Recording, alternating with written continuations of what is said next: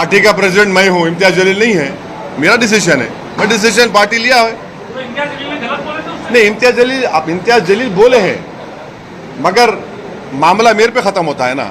मैं बोला मैं रईस अशकेरा को बनाऊंगा। इम्तियाज जलील का इख्तियार है। जैसा इम्तियाज जलील प्रोटेस्ट किए, इम्तियाज जलील के प्रोटेस्ट में मेरे को बुलाया, मैं नहीं आऊँगा, तुम आप महाराष्ट्र के प्रेसिडेंट है, आप लीड करो। अस्सलाम वालेकुम रहमतुल्लाहि व बरकातुहू। नाज़रीन, किस तरह से इम्तियाज़ जलील ने पूरे हिंदुस्तान के मुसलमान ही नहीं बल्कि जो बीजेपी से ताल्लुक़ रखते हैं उन लोगों को, और जिनको हम गोदी मीडिया कहते हैं, उन लोगों को भी हैरान कर दिया, और दोस्त तो दोस्त दुश्मन भी तारीफ़ करने पर मजबूर हो गया। एक एंकर हैं रजत शर्मा, उन्होंने बाकायदा इम्तियाज़ जलील के जो एहतजाजी रैली गुस्ताख के ख़िलाफ़ उन्होंने लेकर औरंगाबाद से हज़ारों कारों का काफ़िला और लाखों की तादाद में लोग मुसलमान जौक दर जौक मुंबई पहुंचे थे। इतना ही नहीं बल्कि असदुद्दीन ओवैसी साहब ने आज इसके मुताल्लिक़ बड़ा बयान देते हुए कहा कि अब सिर्फ मुंबई में नहीं, मुंबई में एक बहुत बड़ा प्रोग्राम होने वाला है, एहतजाजी प्रोग्राम, जिसमें ओवैसी साहब भी खुद शरीक होंगे। और ओवैसी साहब से इम्तियाज़ जलील ने अभी 2 दिन पहले जो रैली निकाली गई उसमें शरीक होने की दावत दी थी, तो ओवैसी साहब ने मना कर दिया कि मैं नहीं आऊँगा। क्यों? उन्होंने कहा, खुद उन्हीं की ज़ुबानी मुलाहिज़ा फरमाएं। पार्टी का प्रेसिडेंट मैं हूँ, इम्तियाज जलील नहीं है।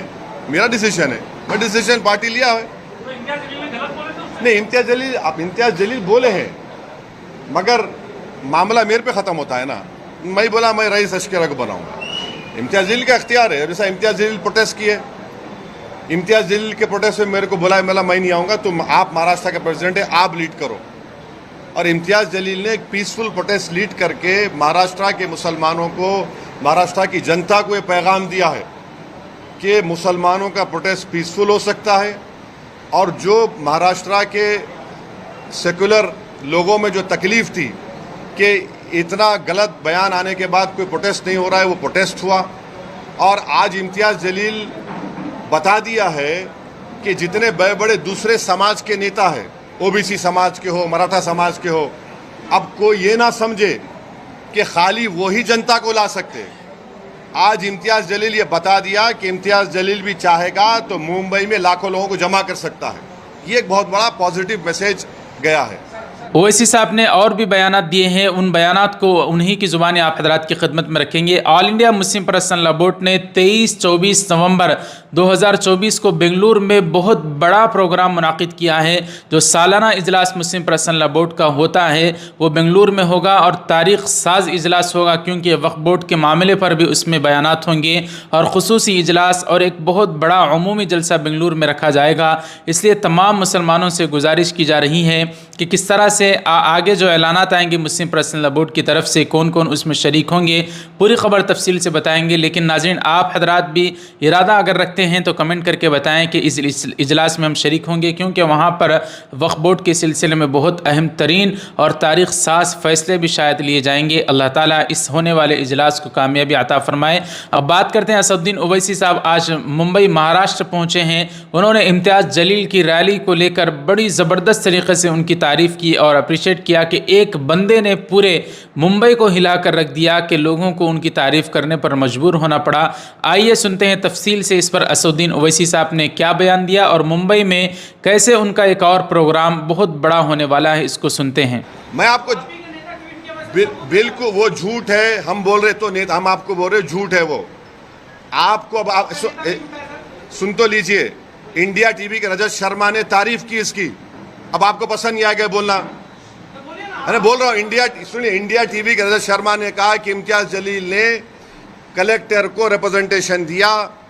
बाज़ नौजवान जज्बात में थे। इम्तियाज जलील ने कहा कि ख़त्म किस्सा। ये और रजत शर्मा जी ने अपने इंडिया टीवी पर कहा कि बहुत अच्छा किया उन्होंने। ये क्या, आप तो तारीफ भी करो। इतना बड़ा मजमा आया महाराष्ट्र की तारीख में, ये सबसे बड़ा मुसलमानों का प्रोटेस्ट था। सुन तो लीजिए, शायद आपकी पैदाइश से पहले एक प्रोटेस्ट मुंबई में हुआ था शाबानों के वक्त, उतना ही बड़ा प्रोटेस्ट हुआ। लोग ये कह रहे थे कि लोग नहीं आएंगे। 10,000 गाड़ियों से पूरे महाराष्ट्र से लोग निकल कर आए। पीसफुल प्रोटेस्ट था। पीसफुल प्रोटेस्ट में बात हुई और वो बात हम रखे। अब रहा सवाल, सेकेंड प्रोटेस्ट भी होगा, मुंबई में होगा। अगर हमारे डिमांड्स को महाराष्ट्र सरकार नहीं मानेगी तो आज़ाद मैदान में परमिशन लेकर हम यह प्रोटेस्ट करेंगे और ये प्रोटेस्ट जारी होगा। गुस्ताख और नितेश राणा के खिलाफ असदुद्दीन ओवैसी साहब पिछले कई दिनों से बोलते आ रहे हैं कि इस बदबक को गिरफ्तार करो, हमारी तरफ से कुछ गलतियां हो जाती हैं तो उसको लेकर उछाला जाता है, लेकिन हमारे नबी सल्लल्लाहु अलैहि वसल्लम की शान में गुस्ताखियां होती हैं। एक बदबक उठकर खड़ा होता है जो पतलू सा टिंगू सा है, वो कहता है मुसलमानों को मस्जिद में घुसकर मारेंगे। इसको लेकर भी ओवैसी साहब ने बयान दिया है। वोटों का बंटवारा ना हो, इसके ऊपर महाविकास आघाड़ी की तरफ से कहा गया है कि अगर आप गठबंधन करना चाहते हो लेकिन प्रस्ताव दीजिए, खड़गे जी से बात करें, उद्धव जी से बात करें। एक बात आप बात करना चाहेंगे? इम्तियाज जलील साहब ने लिखकर एक प्रस्ताव भिजाया है कांग्रेस के महाराष्ट्र के अध्यक्ष को और एनसीपी के अध्यक्ष को, उन्होंने लिखकर भिजाया है। मैं इतना ही कहूँगा, अब वो उनको डिसाइड करना है। इससे जुड़ी हुई एक बात आपसे करना चाह रहा हूँ, जो इम्तियाज़ जलील की लीडरशिप में जो प्रोसेशन, जो गाड़ियों का काफिला औरंगाबाद से निकला, उसमें तो इम्तियाज़ जलील ने हर ज़िले के कांग्रेस, राष्ट्रवादी और समाजवादी, इन तमाम के ज़िले के लीडर्स को से उनके बड़े अध्यक्ष को लेटर लिखा कि आप आइए, इसमें आप आकर इसको ज्वाइन करिए, ये कोई पॉलिटिकल प्रोटेस्ट नहीं है, आप इसमें शामिल हो जाइए। कोई नहीं आया। भाई इतने एमएलएस, मुस्लिम एमएलएस जीत कर आए कांग्रेस पार्टी से, उनको आना चाहिए था। भाई ये तो एमआईएम का फंक्शन नहीं था, ये तो जो उस शख्स ने हमारे प्रॉफेट मोहम्मद सल्लल्लाहु अलैहि वसल्लम के खिलाफ जो अनाप शनाप बकने की कोशिश की, और फिर एक बीजेपी का एक विधायक है जिसने अनाप शनाप भाषण दिया, उसके खिलाफ एक प्रोटेस्ट हुआ था। अब उसमें भी नहीं आते। तो मैं अब फिर से उनसे रिक्वेस्ट कर रहा हूं कि अब जब सेकेंड फेज ऑफ प्रोटेस्ट होगा महाराष्ट्र में, मुंबई में, उसमें आप लोग आइए, आप लीड करिए, हम आपके पीछे खड़े होने तैयार हैं। ये तो नामूस रिसालत का मसला है ना, ये तो प्रॉफेट मोहम्मद सल्लल्लाहु अलैहि वसल्लम के खिलाफ जो किसी ने बकवास बकने की कोशिश की, तो ये उनको देखना, जनता देख रही है इन लोगों को। आप आ ही नहीं रहे प्रोटेस्ट में। और जो लोग बोल रहे थे प्रोटेस्ट वायलेंट होगा, वायलेंट होगा, उनको तो चुल्लू पर पानी में डूब मरना चाहिए, बेशर्मों को। वो जो प्रोपेगेंडा कर रहे थे कि वायलेंस हो जाएगा, वो हो जाएगा, ये हो जाएगा, अरे बेशर्मी की हद कर दिए, झूठ की हद कर दिए। 10,000 गाड़ियां निकली और 10,000 गाड़ियों में से पूरे पीसफुल गए, एक दो जगह पर उनको आईने फोड़े गए गाड़ी के, फिर भी हम लोग प्रोवोक नहीं हुए। मैं सलाम करता हूं, मैं तो सलाम करता हूं उन तमाम लोगों को जो सिर्फ प्रॉफेट मोहम्मद सल्लल्लाहु अलैहि वसल्लम के बारे में जिस शख्स ने बकवास बकी और रूल ऑफ लॉ के अपहेल्ड करने के लिए संविधान को तिरंगा लेकर निकले, इन लोगों को नहीं आते। तो अब मैं क्या करूं इसके बारे में, मगर जनता देख रही है, दुनिया देख रही है। आप ये बात एक आता हूँ। हाँ, हम भी डटे हुए हैं। हम कहाँ डटे हुए नहीं है? आपको क्या लग रहा है? जितना हम डटे हुए हैं उन तो वो तो हटे हुए हैं, वो तो डरे हुए हैं, हम तो डटे हुए हैं। यही तो मैं बोल रहा था, हमारे जो भाई ईटी और जी के पूछ रहे थे, ये तो कानून का संविधान इनको यहाँ नजर नहीं आता, इनको नजर ही नहीं आता। ये पूछ क्यों नहीं रहे कि ये जो बकवास बकी गई उसके ऊपर पुलिस केस क्यों नहीं बुक हो रहा है?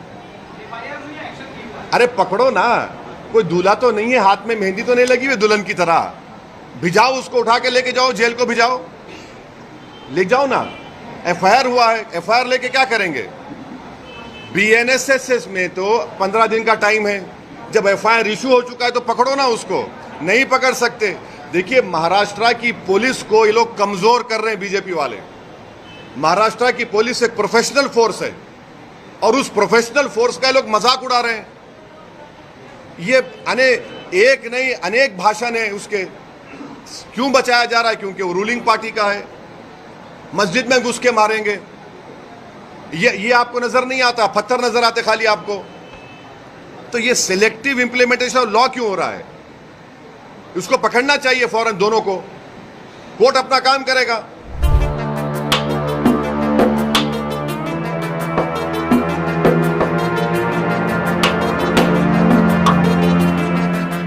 आपको मालूम है हिंदुस्तान का एक बहुत बड़ा मालदार जिसका घर मुंबई में है और एशिया का सबसे बड़ा घर माना जाता है, बहुत महंगा तरीन वो घर है, वो ज़मीन भी वक्फ की ज़मीन है। ये मैं नहीं कह रहा हूँ, खुद ओवैसी साहब ने कहा है। आज सवाल तीसरा जो आप यहाँ पर बड़ी बिल्डिंग का हवाला दिए, वो जो है वो आगा खानी वक्फ की है।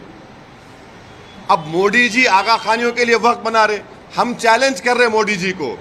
आगा खानी जो वक्फ की प्रॉपर्टी थी जिसमें कुरान पढ़ाना यतीम खाना था, वो उसको 21 करोड़ में किसने बेचा और क्यों बेचा? और क्या वहां पर वक्फ बोर्ड के ऑफिसर्स ने लिखकर नहीं दिया था कि this is a Waqf property? अभी भी मसला सुप्रीम कोर्ट में चल रहा है। एक मसला इस वक्त चल रहा है, आंध्र प्रदेश की एक बड़ी मंदिर है तिरुपति और वहाँ के लड्डू और वहाँ के प्रसाद के मुतालिक चल रहा है। यकीनन हमारे उन हिंदू भाइयों को तकलीफ़ पहुँची है, क्योंकि उस लड्डू के मुतालिक जो ख़बरें खुलकर आ रही हैं यकीनन उनका दिल उससे दुखेगा। लेकिन जब सिर्फ लड्डू की बात आती है तो हमारे हिंदू भाइयों को तकलीफ़ होती है। तो हमारे औक़ाफ़ की ज़मीनें जब कोई और हड़प लेगा तो हमें कितनी तकलीफ़ होनी चाहिए, इस तरह से ओवैसी साहब ने बयान दिया है। बात समझिए, तिरुपति के प्रसाद में घी में एनिमल फैट आया तो एतराज हो रहा है, बिल्कुल सही है, नहीं होना चाहिए अगर हुआ तो। मगर आप हमारे धर्म के संस्थानों में आप कैसे नॉन मुस्लिम को बनाएंगे? प्रसाद में आप बोल रहे कि एनिमल फैट आ गया तो गलत है, हम भी मानते गलत है, नहीं आना चाहिए, उनकी आस्था है। मगर यहां पर हमारी आस्था, हमारे धर्म में ये तो वक्फ बोर्ड तो मुस्लिम धर्म का हिस्सा है। नाज़रीन, ओवैसी साहब के इस बयान पर और मुस्लिम पर्सनल लॉ बोर्ड के जो ऐलान हुआ है 23 और 24 नवंबर को जो जलसा होगा, तारीख साज इजलास होगा बेंगलुरु में, इसके मुतालिक आपकी क्या राय हमें कमेंट करके बताएं। वीडियो को अगर पसंद आया हो तो लाइक कर दें, जितना आप लाइक करेंगे यूट्यूब उतना इस वीडियो को दूसरों तक पहुँचाएगा। चैनल को सब्सक्राइब करके बेल आइकॉन पर क्लिक कर दें, क्योंकि 8 लाख सब्सक्राइबर अल्हम्दुलिल्लाह होने वाले हैं। आप हजरात जल्द से जल्द हमारे चैनल को सब्सक्राइब कर दें। मिलते हैं अगली वीडियो में, इजाज़त दीजिए। वस्सलामु अलैकुम वरहमतुल्लाहि वबरकातुहू।